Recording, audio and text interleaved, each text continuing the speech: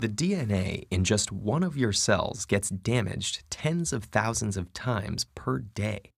Multiply that by your body's 100 trillion or so cells, and you've got a quintillion DNA errors every day.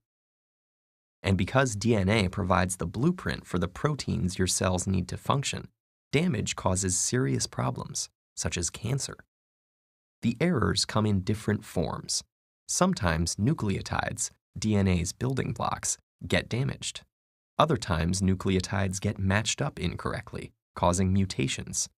And nicks in one or both strands can interfere with DNA replication, or even cause sections of DNA to get mixed up.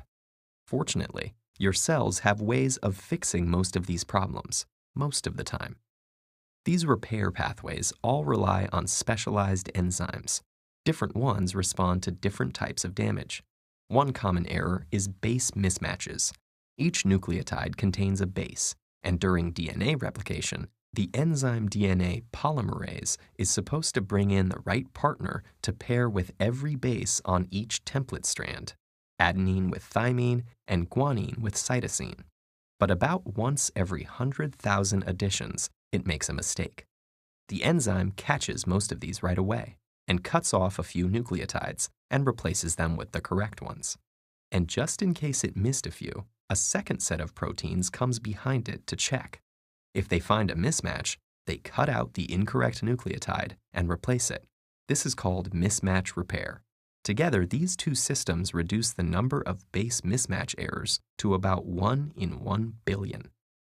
But DNA can get damaged after replication too. Lots of different molecules can cause chemical changes to nucleotides. Some of these come from environmental exposure, like certain compounds in tobacco smoke.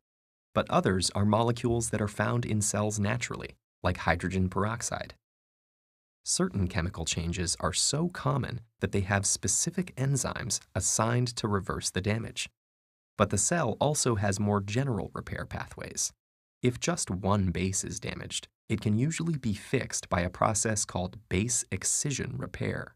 One enzyme snips out the damaged base, and other enzymes come in to trim around the site and replace the nucleotides.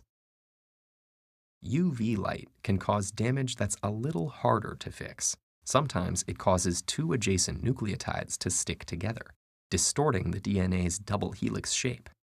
Damage like this requires a more complex process called nucleotide excision repair.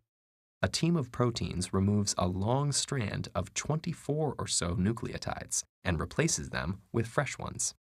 Very high-frequency radiation, like gamma rays and X-rays, cause a different kind of damage.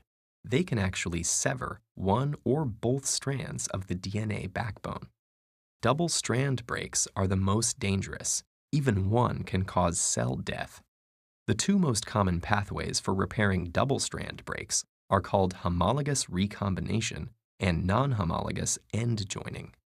Homologous recombination uses an undamaged section of similar DNA as a template. Enzymes interlace the damaged and undamaged strands, get them to exchange sequences of nucleotides, and finally fill in the missing gaps to end up with two complete double-stranded segments. Non-homologous end joining, on the other hand, doesn't rely on a template. Instead, a series of proteins trims off a few nucleotides and then fuses the broken ends back together. This process isn't as accurate. It can cause genes to get mixed up or moved around, but it's useful when sister DNA isn't available. Of course, changes to DNA aren't always bad. Beneficial mutations can allow a species to evolve, but most of the time, we want DNA to stay the same. Defects in DNA repair are associated with premature aging and many kinds of cancer. So if you're looking for a fountain of youth, it's already operating in your cells, billions and billions of times a day.